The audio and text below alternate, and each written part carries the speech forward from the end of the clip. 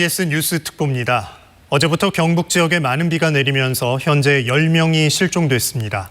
매몰됐던 7명 가운데 5명은 숨진 것으로 파악되고 있는데요. 도로가 무너지면서 현장 수색과 구조가 어려운 상황입니다.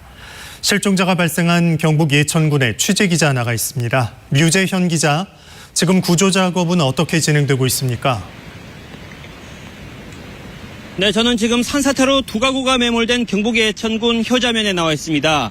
현재 이곳은 폭우로 도로가 끊겨 사고 현장까지 진입이 어려운 상태입니다.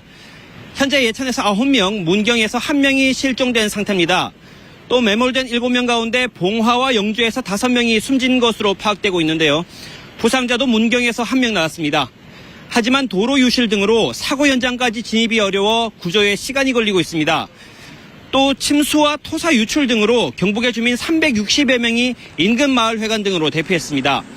상주와 문경, 영주, 예천에서 9,500여 가구의 통신장애가 발생했고 2,800여 가구에는 전기가 공급되지 않고 있습니다. 계속 내린 비로 낙동강에 홍수특보도 내려진 상황이라고요? 네, 어제부터 내린 강한 비의 영향으로 낙동강 유역에는 홍수특보가 발령됐습니다. 경북 문경시 김용리, 예천군 회룡교, 예천군 상풍교 지점에서는 홍수경보가, 영주시 월호교와 칠곡군 호국의 다리, 의성군 낙단교 지점에는 홍수주의보가 발령됐습니다. 또 어제부터 내린 많은 비로 안동댐과 이마댐이 수위 조절을 위해 2020년 이후 3년 만에 방류를 시작했습니다. 안동댐은 초당 300톤, 이마댐은 초당 200톤, 이어 영주댐도 초당 500여 톤의 물을 방류 중인데요. 강수량에 따라 이 방류량은 더 늘어날 수 있습니다. 누적된 폭우로 산림청은 경북 산사태 위기 경보를 최고인 심각 단계로 옮겼고, 이에 따라 경상북도는 하천변과 둔치 주차장, 산책로 등 130곳을 사전 통제했습니다. 오늘 하루 동안 경북 북부 내륙을 중심으로 최대 200mm의 강한 비가 올 것으로 예보된 만큼 피해가 없도록 철저한 대비가 필요합니다. 지금까지 경북 예천에서 KBS 뉴스 유재현입니다. 중부지방에 사흘째 300mm가 넘는 폭우가 쏟아져 오늘 오전 한때 충북 괴산군 괴산댐에 물이 넘치기도 했습니다. 주민 대피 규모도 점점 늘어나고 있는데요. 괴산의 취재기자를 연결합니다. 송국회 기자, 현재 댐이 감당할 수 있는 수위를 넘어선 상태인가요? 네, 저희는 지금 괴산댐의 상황을 더 안전하고 정확하게 전달하기 위해서 한 주민의 동의를 얻어서 마을 앞에서 안전하게 현장 상황을 전해드리겠습니다. 제 뒤편에 있는 하천이 바로 잘 보이실 텐데요. 괴산댐에서 직접 내려오는 달천의 수위입니다. 보시는 것처럼 달천의 수위가 급격히 불어나 있습니다. 문제는 이 달천을 사이에 두고 건너편에 마을들이 보이실 겁니다. 저 마을이 바로 칠성면 외사리라는 마을입니다. 저희가 방금 전에 현장에 도착해서 이 주민들과 이야기를 나눠봤는데 저 외사리 지역에 계신 분들이 현재 고립돼 있다고 합니다. 그래서 이 건너편의 마을 주민들과 서로 안부를 물어보는 상황이라고 하는데요.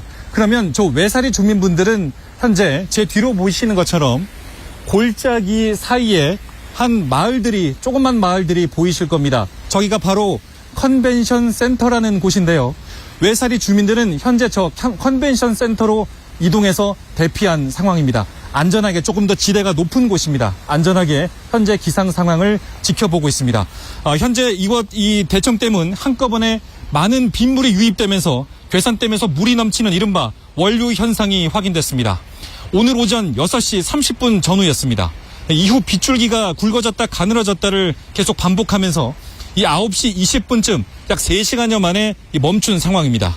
자, 이곳 괴산댐은 1957년 준공된 우리나라 최초의 국산화 댐인데요.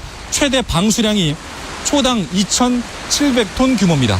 자, 오늘 새벽 6시 전후로 최대 방수량보다 많은 빗물이 한꺼번에 유입되면서 댐의 만수위인 135m 이상을 웃도는 상황이 벌어졌습니다. 실제 최근 사흘간 이곳 괴산 일대에 내린 누적 강수량이 370mm에 육박하고 있습니다. 댐의 원류 현상은 다행히 멈췄는데 주민 긴급 대피 규모는 늘어나고 있다고요? 맞습니다. 지금 원료 현상은 멈췄지만 지금 상황을 전해드리는 지금까지도 거센 빗줄기가 계속 내리고 있습니다.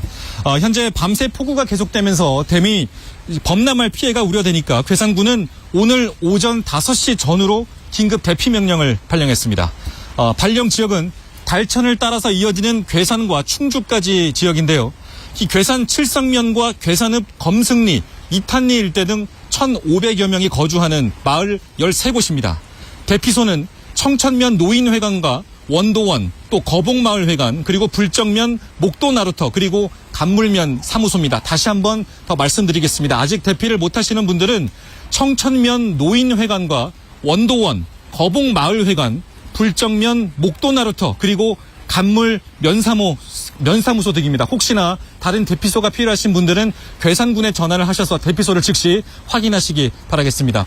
현재 불정면 하문마을 일대는 대피소였던 경로당까지 침수돼 주민들이 또다시 고지대 주택에 대피했다가 고립돼 있는 것으로 알려졌습니다.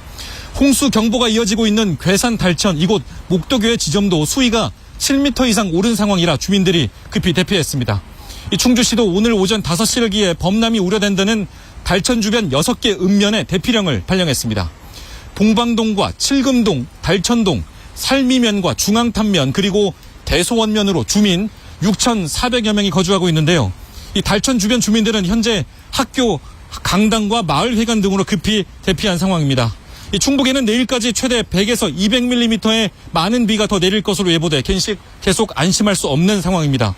충청북도는 댐과 하천, 저지대 그리고 산사태 우려가 있는 지역 주민들까지 바로 안전한 곳으로 대피해달라고 강조했습니다. 지금까지 괴산댐 인근에서 KBS 뉴스 송국혜입니다. 충북엔 지금도 강한 비가 내리면서 전역에 호우특보가 내려진 상태입니다.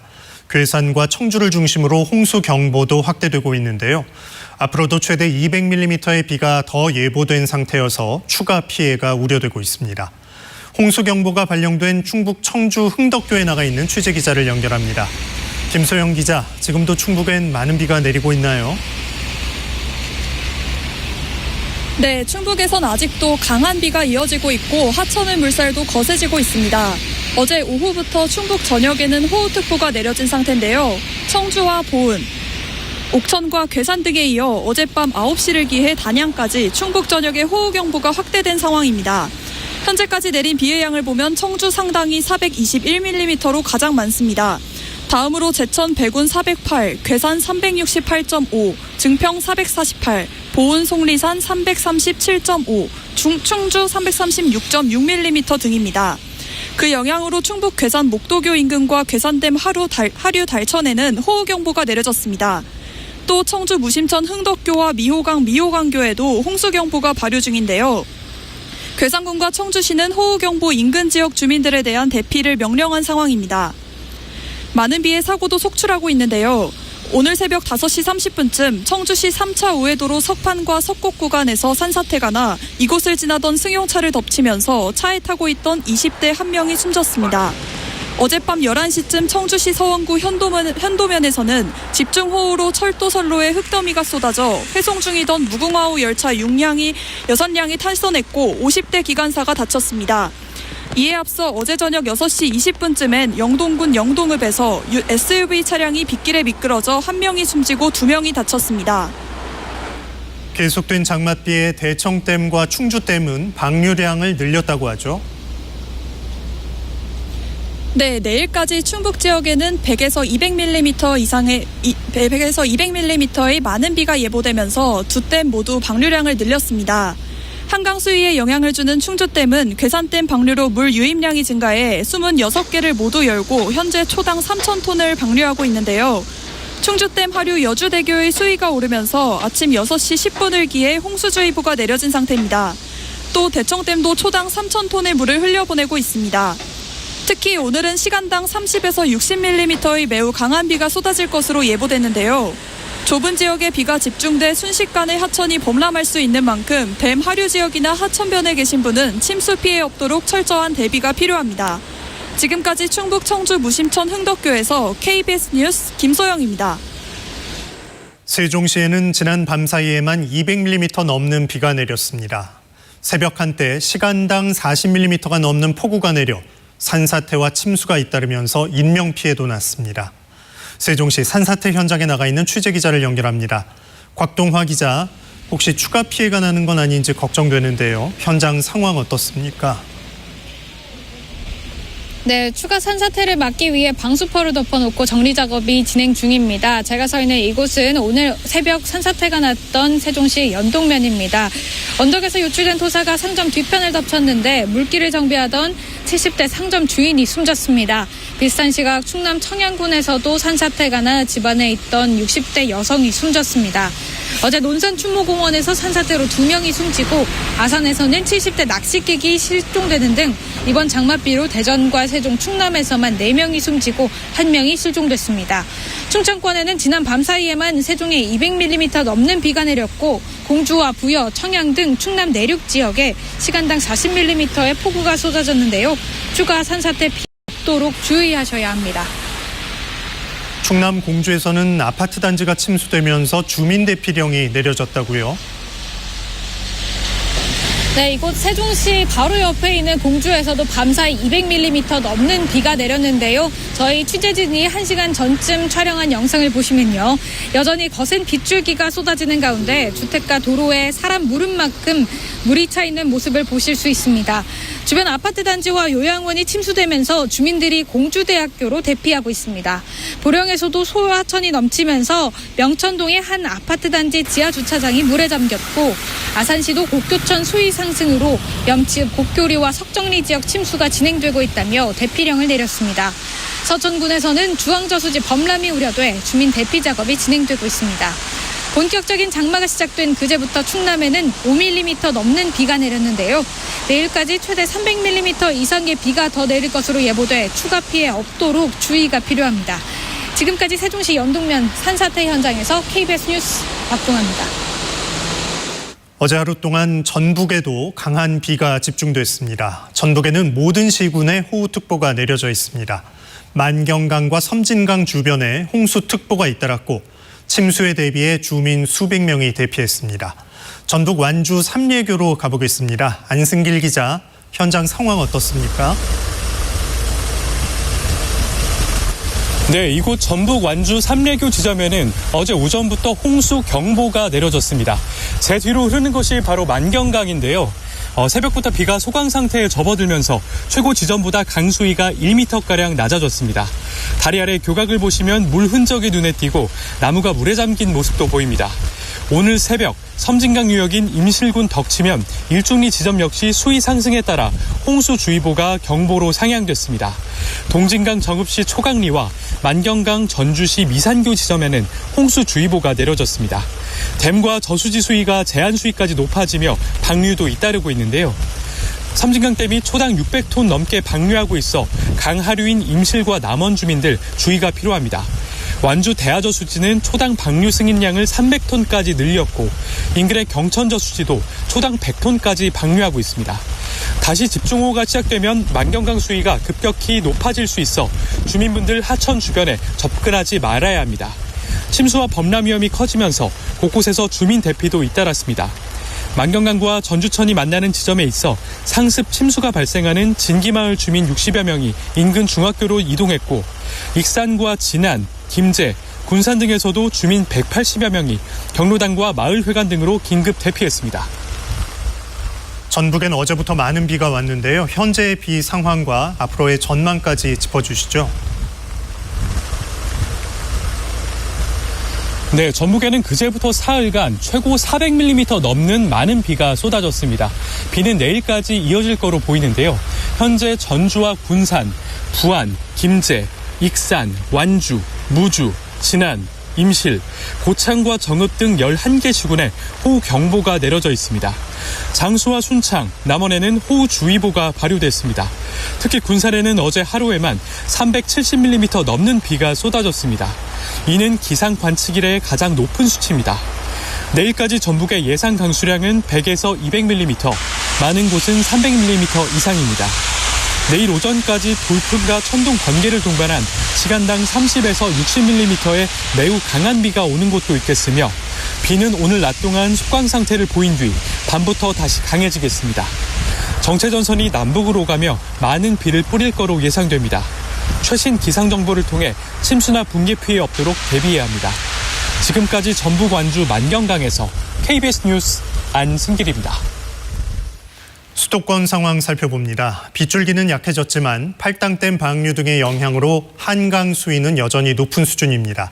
올림픽대로 여의 상류와 하류 나들목 그리고 잠수교 등도 전면 통제됐습니다. 현장 취재기자 연결합니다. 최은진 기자, 강물이 많이 불어나 있는 상황인 거죠? 네, 제 뒤로 보이는 지금 현재 올림픽대로로 나가는 출입로는 지금 차단된 상태입니다. 차량들도 모두 우회하고 있는데요. 날이 밝으면서 약해졌던 빗줄기는 오후 들어 굵어졌다 약해졌다를 반복하고 있습니다. 이 때문에 한강 수위도 여전히 높은 수준입니다. 현재 서울 한강대교 기준 한강 수위는 5.42m입니다. 팔당댐 방류도 한강 수위가 올라가는 이유 중 하나입니다. 연일 내린 강한 비로 이 시각 팔당댐에서는 초당 10,000톤 안팎의 물을 쏟아내고 있습니다. 팔당댐 방류는 지난달 말부터 계속된 비 때문에 2주 넘게 이어지고 있는데요. 장맛비가 예고된 만큼 다음 주까지도 계속될 걸로 보입니다. 이렇게 한강 수위가 오르면서 현재 올림픽대로 여의 상류와 여의 하류 나들목 양방향 차량이 전면 통제되고 있습니다. 어젯밤 9시쯤 통행이 재개됐다가 다시 통제된 건데요. 잠수교 역시 인도와 차도 모두 계속 전면 통제되고 있습니다. 시내도로 3곳도 추가로 통제됐습니다. 수위 상승으로 개화 육관문이 통제됐고 당산 나들목 육관문은 침수 대비 목적으로 통제되고 있습니다. 또 신림로는 상수도 파손으로 통제 상태입니다. 현재 수도권에는 경기도 여주시 여주대교와 원부교 지점에 홍수주의보가 내려져 있습니다. 서울시 재난안전대책본부는 재난문자를 발송하고 시민들에게 미리 교통 상황을 확인해 차량을 우회해 운행할 것을 당부했습니다. 지금까지 여의 하류 나들목에서 KBS 뉴스 최은진입니다.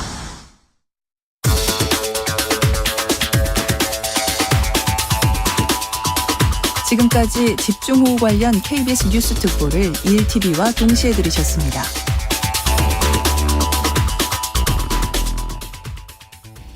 지금 시각은 12시 18분입니다. KBS.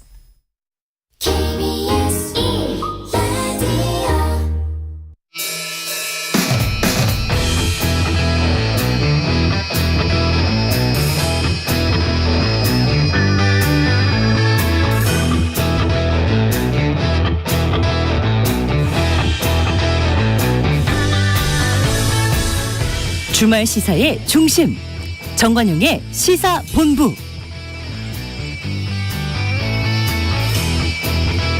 여러분 안녕하십니까? 정관용입니다.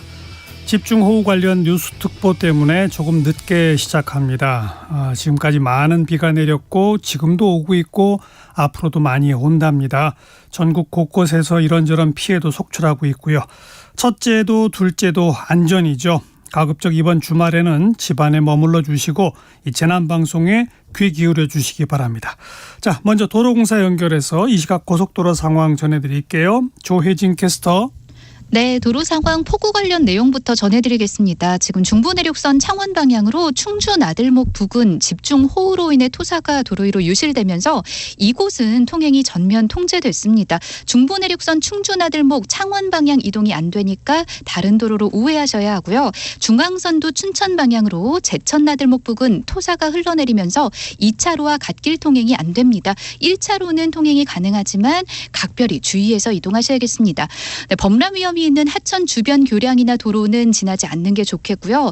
만약 운전을 해야만 한다면 통제 구간과 위험 구간 미리 확인하시고 또 도로가 많이 미끄러우니까요. 반드시 감속 주행하시기 바랍니다.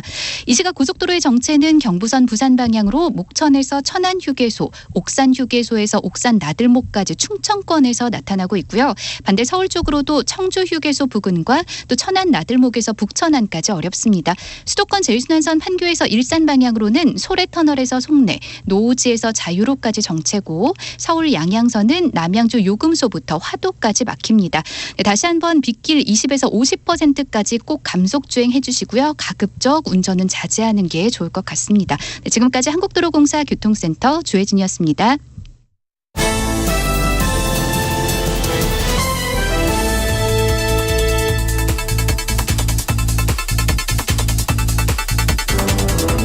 주간 뉴스 브리핑.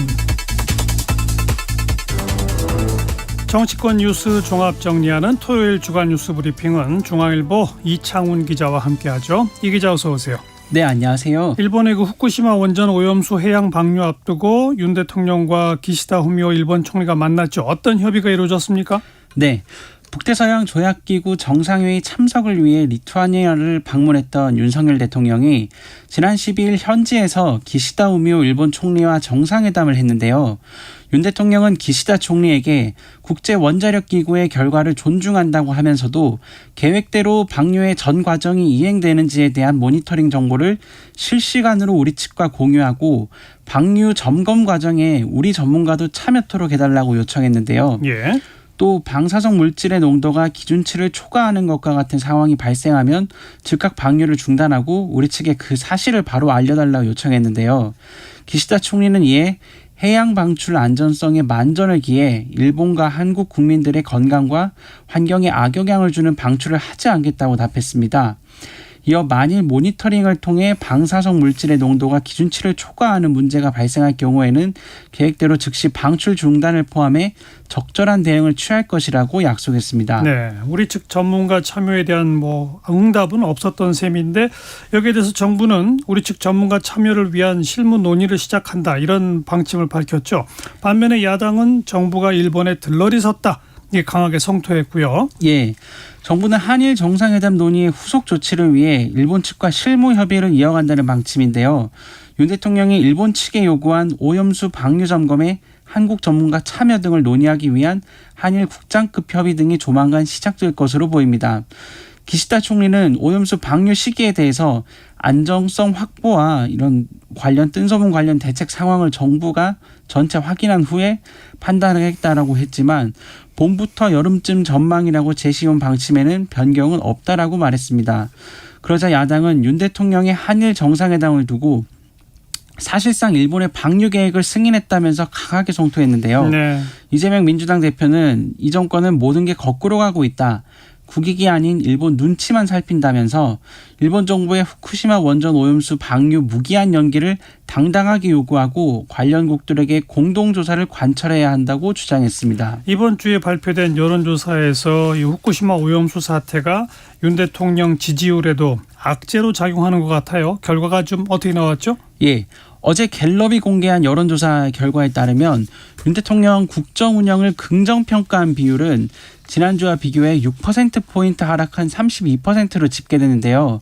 이는 올해 들어 가장 크게 내린 수치입니다. 갤럽은 지지율 하락을 두고 후쿠시마 오염수 방류 문제가 현실화한 점을 원인 중 하나로 꼽았는데요. 국제원자력기구가 지난 4일 일본의 후쿠시마 오염수 방류 계획에 관한 안정성을 검토한 최종 보고서를 발표하고 일본의 방류 시점이 점점 다가오면서 부정 여론이 커진 것으로 보이는데요.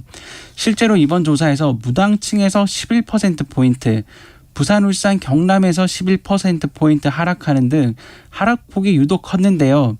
40% 지지율 회복을 앞둔 상황에서 후쿠시마 오염수 방류 문제가 국정 운영에 큰 걸림돌로 작용하는 모양새입니다. 예. 한편 이번 갤럽의 조사는 지난 11일에서 13일 전국 만 18세 이상 1,001명을 대상으로 전화조사 면접 방식으로 진행됐으며 표본 오차는 95%, 신뢰 수준의 플러스 마이너스 3.1%포인트, 정체 응답률은 13.3%였습니다. 네. 윤 대통령의 이 나토 정상회의 참석 일정 가운데 이 김건희 여사의 명품 쇼핑 논란이 일고 있죠? 예. 리투아니아의 현지의 한 매체가 지난 12일 한국의 퍼스트 레이디는 50세의 스타일 아이콘, 빌뉴스에서 일정 중 유명한 상점에 방문하다라는 제목의 기사를 게재했는데요. 해당 기사에서 김 여사가 의류 매장 등 5곳을 방문해 쇼핑한 사실이 담겼고 또 사진은 김 여사가 빌뉴스 시청 앞 광장을 거니고 두 브롤리아라는 이 가게에서 나오는 장면 등이 담겨 있었습니다. 예. 그러자 민주당 권칠승 수석 대변인은 이를 두고 뜬금없이 터져나온 대통령 부인의 쇼핑 보도에 장마와 수해 소식으로 답답한 국민은 혼란스럽다. 김 여사가 쇼핑을 했다면 구입한 품목은 무엇이고 구입을 위해 쓴 비용은 어떻게 결제했는지 밝히길 바란다고 지적했는데요. 대통령실은 이에 대해 김 여사가 가게에 들어가서 구경을 한 것은 맞고 안내를 받았지만 물건은 사지 않았다라고 밝혔는데요. 김 여사가 해당 옷가게에 들어갈 의도가 처음부터 있었던 것이 아니라 가게에 있던 인물이 호객을 했기 때문에 들어갔다고 부연했는데요. 또 이제 김 여사가 방문한 다음 날 한국 대표단이 구매한 물품은 김 여사의 지시와 무관한 것이라고 설명했습니다. 네. 다음 소식으로 이 북한이 미국 전역을 사정거리에 두는 것으로 추정되는 대륙간 탄도탄 ICBM을 발사했죠? 예. 북한이 지난 12일 김정은 국무위원장이 참석한 가운데 신형 고체 연료 대륙간 탄도미사일 즉 ICBM 화성 18형 시험 발사를 감행했는데요. 북한은 최대 정점 고도 6,648.4km까지 상승해 거리 101.2km를 74분 51초간 비행했다고 밝혔는데요. 그래서 해당 미사일이 동해 공해상의 목표 수역에 정확히 탄착됐다고 밝혔습니다. 비행 시간은 북한이 그동안 발사한 ICBM 중 가장 길었는데요. 정상 발사할 경우 사거리가 약 1만 5천 km로 미국 전역을 사정거리에 두는 성능을 확보한 것으로 추정됩니다. 네. 북한은 또 ICBM 도발 전날인 지난 11일 김여정 노동당 부부장 명의로 미국의 정찰 활동을 비난하는 성명을 내면서 우리 정부를 남조선이라 칭하지 않고 대한민국이라고 처음 지칭했는데요. 하나의 민족이라는 관점보다는 국가 대 국가로 적대적 대립의 관점을 강화하겠다는 의도가 담겼다는 분석이 나옵니다. 한편 나토 정상회의 참석차 리투아니아에 머물던 윤석열 대통령은 현지에서 북한의 도발 직후 곡장 긴급 국가안전보장회의를 개최해 북한의 불법적인 핵미사일 개발은 국제사회의 더욱 강력한 대응과 제재에 직면할 것임을 분명히 알아야 할 것이라고 경고했는데요. 정부는 ICBM 도발과 관련해 어제 정경택 인민구 총정치국장과 박광호 전 노동당 선전노동부장 등 북한 전현직 고위관리 4명을 독자 제재 명단에 올렸습니다. 네. 서울 양평 고속도로의 종점 변경 관련한 논란 이번 주 내내 계속 정치권의 쟁점이었죠? 예. 이번 주에는 민주당과 국민의힘 양측의 고발전까지 이어졌는데요.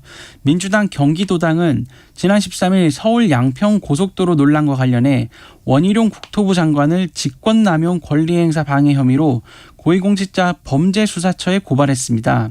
원 장관이 윤석열 대통령 처가에 특혜를 줄 목적으로 2019년 예비 타당성 조사 대상 사업 발표 때부터 유지된 양서면 노선을 대통령 처가 땅이 있는 강상면으로 변경하도록 해 직권을 남용했다고 주장했는데요. 예. 국민의힘은 앞서 지난 7일 윤석열 대통령이 김건희 여사 일가에 특혜를 주기 위해 서울 양평 고속도로 노선을 변경했다고 주장한 이해찬 전 민주당 대표를 경찰에 고발했고 해당 사건은 지난 11일 서울경찰청 사이버범죄수사대로 넘어간 상태입니다. 관련해서 국정조사 추진을 두고서도 지금 여야가 팽팽한 입장 차이를 보이고 있죠? 네.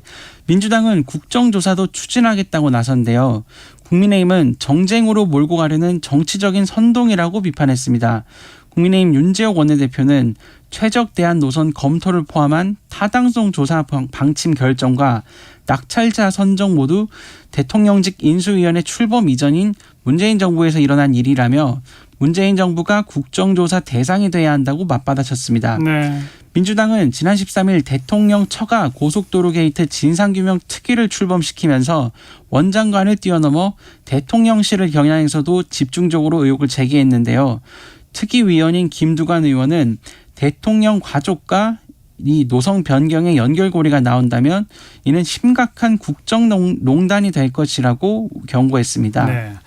민주당 혁신위원회가 1호 혁신안으로 국회의원 불체포 특권 포기를 촉구했는데 민주당에서는 아직 당론 채택을 못하고 있죠? 예. 지난 13일 민주당 원내 지도부가 의원총회에서 의원 전원의 불체포 특권 포기 결의를 정식 안건으로 올리고 추인을 시도했지만 불발됐습니다. 혁신위는 지난달 민주당 국회의원 전원이 불체포 특권을 포기하는 서약서를 제출하고 향후 체포한 가결을 당론 채택할 것을 당에 요구한다라고 1호 혁신안으로 불체포 특권 포기의 당론 채택을 촉구한 바 있는데요. 예. 전권을 보장한다는 혁신위의 1호 혁신안이 불발되면서 혁신위의 실효성이 오히려 도마 위에 올랐습니다.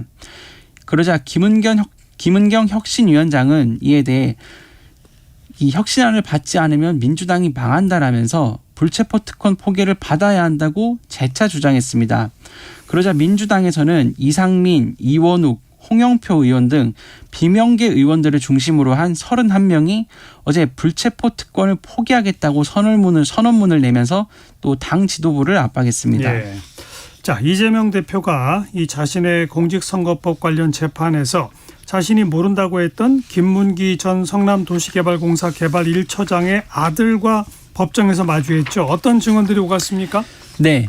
이재명 대표가 2021년 12월 대선 과정에서 한 방송 인터뷰에서 김 전 처장에 대해서 성남시장 재직 시절에 알지 못했다고 발언했다가 허위 사실을 공표한 혐의로 기소돼 현재 재판을 받고 있는데요. 그렇죠. 어제 열린 공판에서 김 전 처장의 아들 김모 씨가 증인으로 처음 출석해 김 전 처장이 생전에 이 대표의 전화를 받는 상황을 여러 차례 목격했다고 증언했습니다. 그리고 김 전 처장은 대장동 비리 의혹 관련 수사를 받던 중 극단적인 선택을 했는데요.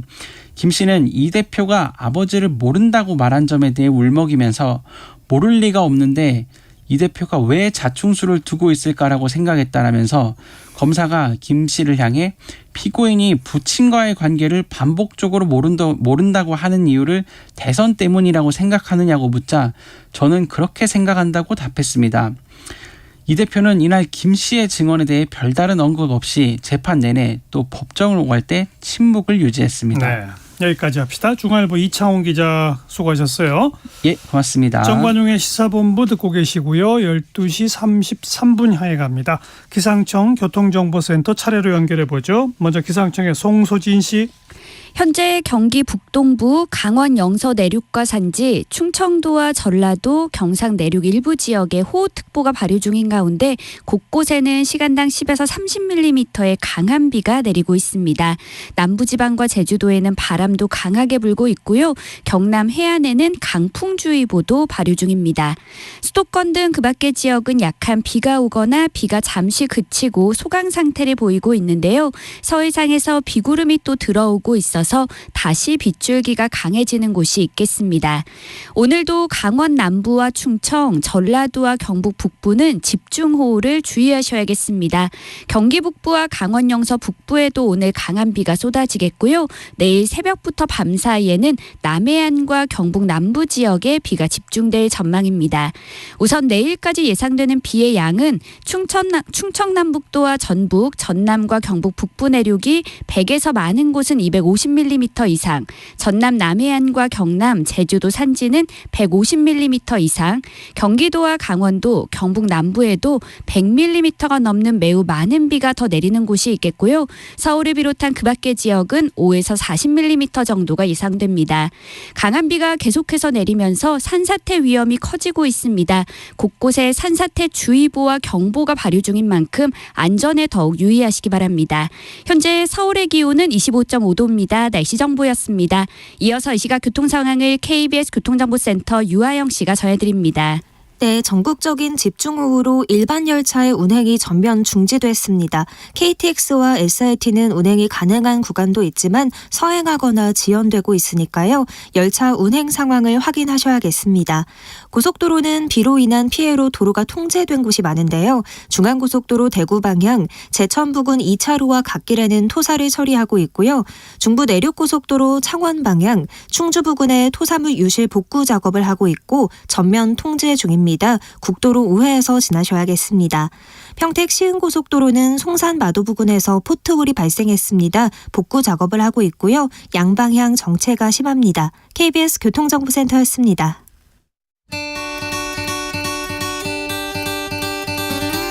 날카로운 시선으로 꿰뚫는 주말 뉴스. 정관용의 시사본부. 민주당의 혁신위원회가 1호 혁신안으로 국회의원의 불체포 특권 포기를 제시했지만 아직 민주당은 당론 채택을 하지 못하고 있는 그런 상태죠. 관련해서 민주당 혁신위 위원이시죠. 이해식 의원을 연결합니다. 이 의원님 안녕하세요. 네, 안녕하세요. 예. 먼저 혁신위원회가 첫 번째 혁신 과제로 이 불체포 특권 문제를 제시한 그 배경, 이유를 좀 설명해 주시겠어요? 네, 뭐 잘 아시다시피 민주당이 돈봉투 사건 그리고 코인 사건으로 인해서 굉장히 그 국민들이 불신을 받고 있지 않습니까? 예. 그리고 체포동의안과 관련해서 계속적인 그 당론 부결, 예. 그리고 본회의장에서 부결되는 사태가 반복되니까 그렇죠. 국민들이 민주당이 한마디로 말해서 특권정당 아니냐 이런 비판이 제기되고 있습니다. 예. 그래서 혁신위를 띄워서 당의 개혁을 가속화하고 그런 상황에서 이 혁신위가 제1호 예. 혁신안으로 불체포 권리 포기를 요구하게 된 것이죠. 그 혁신위원회가 이 1호 혁신안으로 불체포 특권 포기를 내놓기 바로 직전에 또 이재명 대표도 나 본인 스스로의 불체포 특권을 내려놓겠다라고 하는 선언을 한 바 있었죠? 네, 그렇습니다. 네. 네. 그런데 지금 민주당이 당론으로 당 의원총회에서 이걸 채택하려고 하는데 안 되고 있어요. 안 되는 이유는 뭐라고 보세요? 이게 헌법상의 권리이지 않습니까? 예. 그러니까 이게 그 헌법 44조에 규정돼 있는 헌법상의 권리이고 개인적인 국회의원이 개개인이 다 헌법기관이기 때문에 예. 헌법기관에 부여된 헌법적인 그 개인적인 권리이기 때문에 이것을 내려놓는다는 게 쉽지가 않고 그리고 또 잘 아시다시피 지금 윤석열 정부가 검사를 동원해서 야당을 아주 굉장히 강도 높게 탄압을 하고 있는 그런 상황에서 예. 이러한 불체포 권리를 포기한다는 것 자체가 또 쉽지가 않고 예. 또 일각에서는 이것이 헌법을 결국 위반하게 되는 거 아니냐. 법적으로는 문제가 있다. 또 이런 측면도 있기 때문에 예. 상당히 어려움을 느끼고 있습니다. 그러나 지난 의총에서 상당히 격론이 있었고 예. 그리고 대체적으로는 의견을 지금 모아가고 있습니다. 당내의 최대 의원 모임이라고 하는 그 더미래에서 혁신위 제안을 수용해야 한다는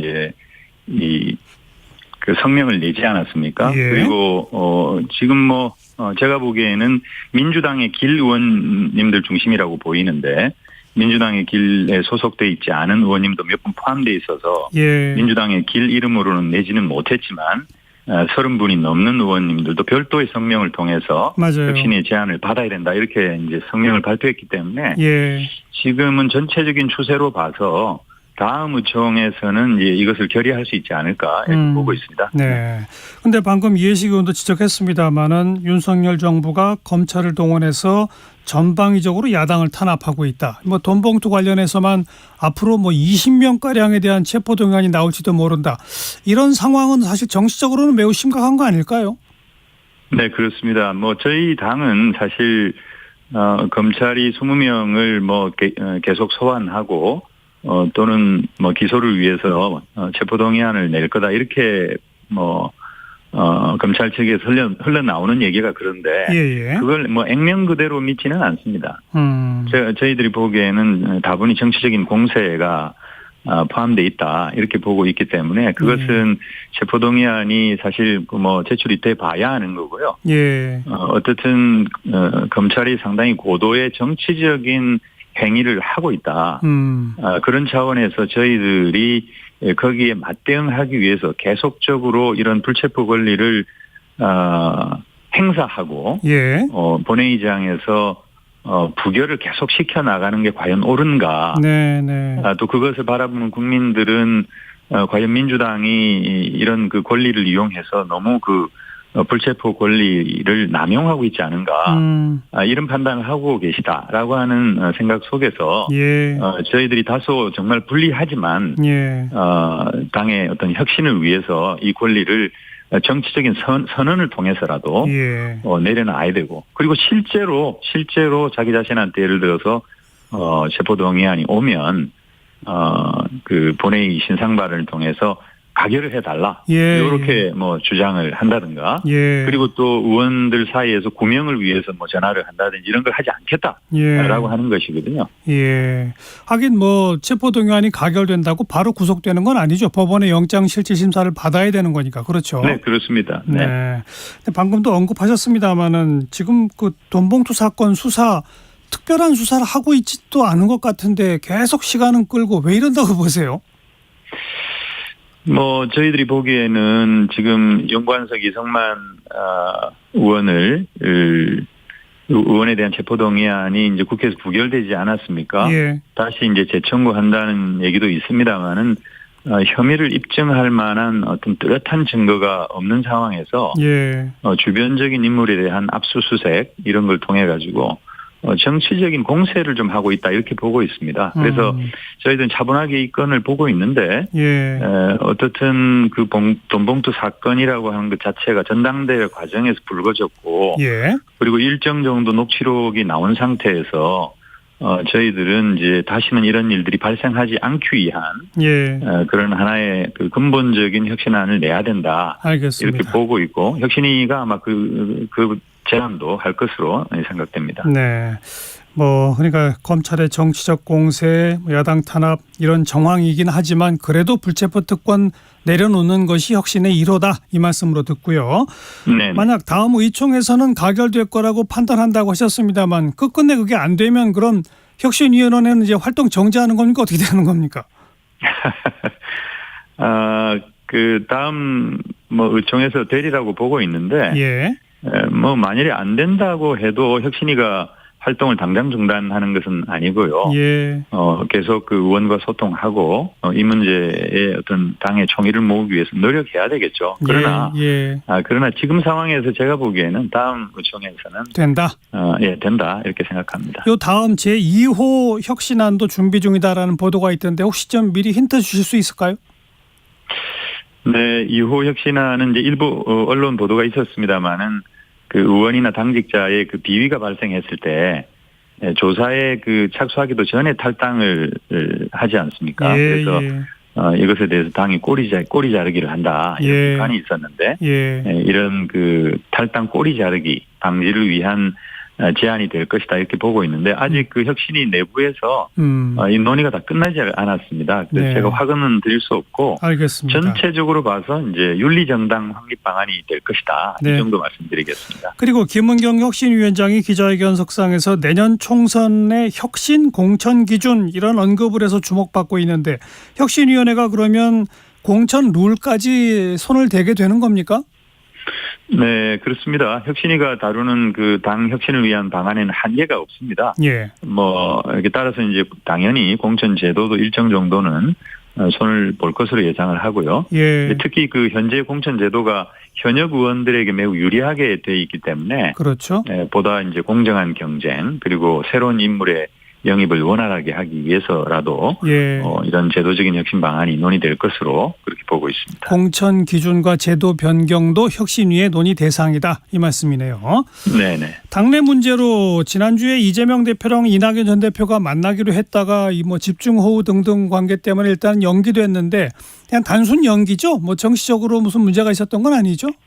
네, 그렇습니다.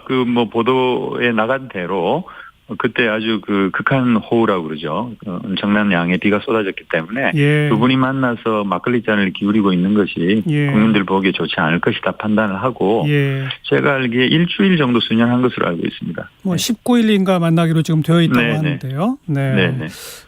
지금 당내에서 탈당, 분당 이런 얘기도 나오던데 뒤숭숭합니까? 괜한 소리입니까? 이제 당이 아무래도 지난 대통령 선거에서 패배를 하고 이후 지방선거에서 연속해서 패배하지 않았습니까? 그러다 보니까 내년 총선에 대한 어떤 그 불안감 이런 것이 의원들 사이에서 증폭되고 있기 때문이고 또 이제 이런 상황에서 이제 이 선거 패배에 대한 원인 분석을 좀 정확하게 해야 다음 선거에 대한 승리 방안을 마련할 수 있다라고 하는 것과 관련해서 의원들의 생각이 좀 다릅니다.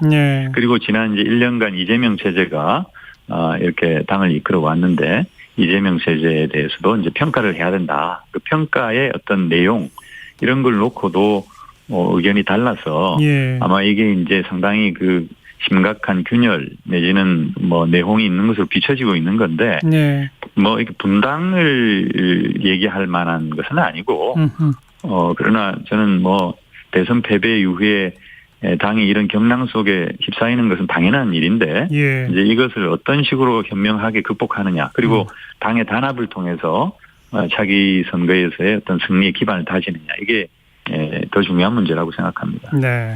또 그 과정에 혁신위원회가 이제 역할을 해야 되겠죠. 그렇습니다. 예, 그래서 우리 당 스스로 또 의원들 스스로 이런 혁신의 동력을 얻지를 못해서 예.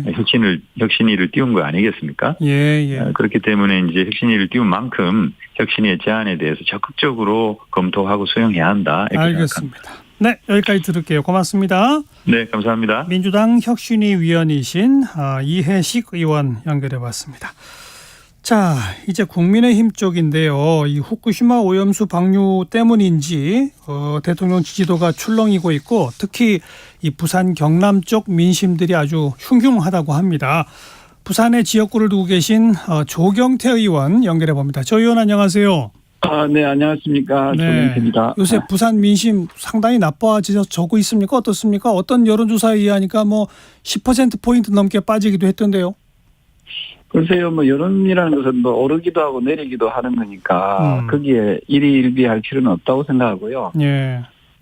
다만 이제 야당의 그 무차별적인 비이성적인 그 여러 가지 그 괴담과 선동에 국민들은 상당히 불안해하고 있는 그런 느낌이에요. 네. 지금 지역구에 계시잖아요. 그 지역구 네네. 의원, 일반 주민들이 후쿠시마 오염수 얘기를 많이 꺼냅니까? 어떻습니까? 그 시민들은 그냥 막연하게 매스컴에서 자꾸 떠드니까 우리나라 언론도 참 문제가 많은 게 어저께 EU에서 그 후쿠시마 수산물을 다 수입을 허용을 했지 않습니까? 예.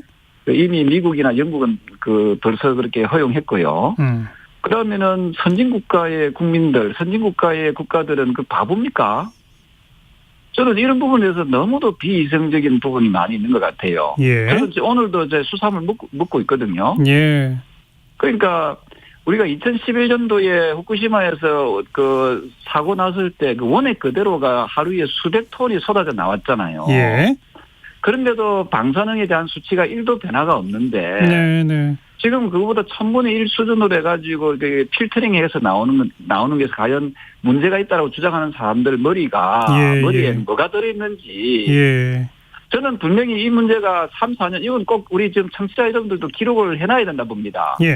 3, 4년 후에 이게 문제가 있는지 없는지 만약에 문제가 없다 했을 때 문제가 있다고 주장했던 정치인들에 대해서 어떻게 처단할지 이건 역사적으로 저는 기록에 남겨야 된다 보거든요. 그래서 저는 우리 국민들을 자꾸만 막연히 불안하게 만들고 반일 감정을 가지고 이걸 국민 건강과 연계짓도록 하는 이 정치적 못된 버릇을 우리는 우리 국민들이 엄하게 저는 꾸짖고 이것을 구분하도록 해야 된다 보거든요. 우리나라가 지금 선진국가잖아요. 우리나라 선진국가면 우리나라 국민은 선진국민이지 않습니까? BTS가 선진국에서 세계에서 사랑을 받고 하는 것은 그만큼 각 나라들이 다 인정을 해주고 했기 때문에 BTS가 세계적인 스타디움에 오른 거 아닙니까? 예, 알겠습니다. 그러면 우리도 보면은 국제사회가 허용을 하고 있는 부분에 대해서 우리만 아니다라고 주장하고 우리가 주장하는 게 중국하고 궤를 같이 한다라면은 이거는 뭔가 한번 좀 더 살펴봐야 된다. 지금 생각을 합니다. 조 의원이 방금 펴신 그런 논리를 지역 주민들한테 쭉 말씀드리면 금방 다 수긍들 하십니까? 어떻습니까? 그럼요. 시민들은 이야기하면은 제가 지금 이런 얘기를 또 교수님들 얘기를 하고 쭉 해서 해주면은 이렇구나 하고 다들 수긍하거든요. 그래요? 왜냐하면은 그런 말씀드리지만은 2011년도에 사고 났을 때 그야말로 필터링 되지 않은 원액 그대로 쏟아져 나왔을 때도 문제가 없었던 부분이 1000분의 1 수준으로 해가 필터링해서 나오는 게 문제가 있다라고 하면은 그거는 도대체 이건 무슨 어떤 근거로 이야기하는지. 근데 하지만 이제 문제를 제기하시는 측에서는 아니 세슘 허용치가 수십 배 되는 우럭도 분명히 잡힌 바가 있지 않느냐. 바닷물이라고 하는 게 균질한 게 아니고 특정 지역에 방사능이 많이 집중되고 그러다 보면 상당히 위험할 수도 있다. 안전이라고 하는 걸 100% 장담할 수 없다. 이런 주장에 대해서 뭐라고 하시겠어요? 저는 100% 장담합니다. 그리고 우리가 뭘 모르면은 무지하다고 하거든요. 근데 지식을 가지고 있으면서도 모르는 무식하다고 합니다. 무식하다고. 그 우럭이 그 밖으로 우럭이라는 것은 그 한 지역에만 그 서식하는 그 특성이 있고요. 예. 그 지금 원자력 전문가의 이야기를 들어보면은 180배라고 하니까 굉장히 높아 보이는데 예. 그 피폭 양이 보면은 우리가 보통 전복이나 그 멸치 먹지 않습니까? 예. 거기에 있는 그 플로리움이라고 있어요. 플로리움. 예. 거기가 나오는 양만큼 그 정도의 그 수치라는 거예요. 예. 전문가 이야기 들어보면은. 예. 그게 그 좀 더 면밀하게 분석을 해서 이게 정말로 그리고 설렁그릇에도 180배가 된다는 그 우럭이 밖으로 나오는 그 물질이 그 생명체가 아니다 이 말입니다. 다 알겠습니다. 알겠습니다. 예. 예? 뭐 오염수 관련해서는 그 정도 여쭤보고 또 다음 총선에 그럼 부산에서 승리 자신하시나요? 그럼요. 부산 시민들은 예. 선진 국민이기 때문에 예. 저는 괴담이나 선동 정말 그 말도 안 되는 그 비이성적이고 후진적인 그런 사고에 선동당할 그 시민들이 아니다라고 보고요. 예. 제가 그든 말씀드리지만 우리가 2011년도에 후쿠시마 사고 터졌을 때 알겠습니다. 아까 그 말씀은 전혀 그러니까 이걸 반복해서 이야기해야지 청취자 여러분들이 이해를 한다니까요. 알겠습니다. 그래서 이걸 우리가 제발 우리는 선진 국민이라는 그 좀 의식에서 그 조경태 말을 저는 전문가 말을 빌어서 이야기합니다만은 그 조경태 얘기를 귀를 기울여서 들었으면 좋겠습니다. 자. 최소한 이재명 더불어민주당 그 당 대표보다는 제가 좀 더 양심적이지 않겠습니까? 그 새 정부 출범하고 1년이 좀 넘었는데 내년 총선 어디를 찍을래? 뭐 정권 심판할래? 아니면 야당 심판할래? 그러면 뭐 물론 여론조사라는 거에 대해서는 아까 처음에도 언급하셨습니다만 여전히 그 정권 심판이 필요하다. 야당 찍겠다는 쪽이 조금 더 앞서고 있는 상태입니다. 이걸 좀 반전시킬 카드가 없을까요? 다선 의원으로서 어떤 전략이 있다고 생각하세요? 저는 사실은 우리 당도 보면은 조금은 우리 서민들이 좀 피부에 느낄 수 있는 그런 좀 경제 정책이 좀 더 앞서야 된다 보거든요. 예. 지금 이게 언뜻 보면은 특히 우리 여당에서 하는 행태들을 보면은 야당의 무차별적 공격을 그냥 방어하는 데만 그냥 이게 겁득한 것 같아요. 최근에 그 양평 서울 그 고속도로도 말도 안 되는 이야기에 그냥 그 해명하는 데 급격하거든요. 저는 그걸 뛰어넘어야 된다 보거든요. 그래서 새로운 경제 정책을 내놔야 된다. 새롭지 않더라도 지금 우리 서민들이 먹고 사는 문제에 대해서 어떤 그 어려움이 있는지를 좀 분석을 하고 최근에 말입니다. 그 의미 있는 데이터가 나온 게 지금 세계 우리나라가 경제 그 력이 10위에서 13위로 좀 떨어져 있잖아요. 맞아요.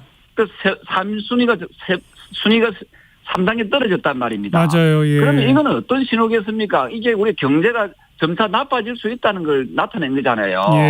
그러면 우리가 집권 여당으로서 이런 부분에 대해서 조금 더 국민들을 안심시키고 경제 성장을 더 시킬 수 있는 그런 좀 경제 정책을 좀 피부에 와닿도록 할 필요가 있고 또 우리가 고령화 사회가 지금 계속 접어들고 있지 않습니까? 그렇죠. 그럼 우리 지금 국민들이 불안해하는 것은 노후에 과연 내가 행복할 것인가? 그런 노후에 내가 가난하지 않을 것인가? 이런 부분에 대해서 집권 여당이 좀 책임성 있게 알겠습니다. 정책을 내놓을 필요가 있다 이렇게 봅니다. 야당 공세 방어 말고 민생의 피부에 와닿는 경제정책으로 승부해야 한다는 말씀까지 들을게요. 국민의힘 조경태 의원 고맙습니다. 네, 감사합니다. 네, 방금 들어온 속보인데요. 이 호우경보 속에 폭우가 쏟아지는 가운데 충남 공주에 제민천이 범람하고 청양 치성천 제방이 붕괴하기 시작해서 이 지방자치단체가 주민들에게 대피 지시했다는 속보 들어와 있습니다. 부디 안전에 만전을 기해 주시기 부탁을 드리겠습니다. 네, 잠시 후 1시 2부에 다시 올게요.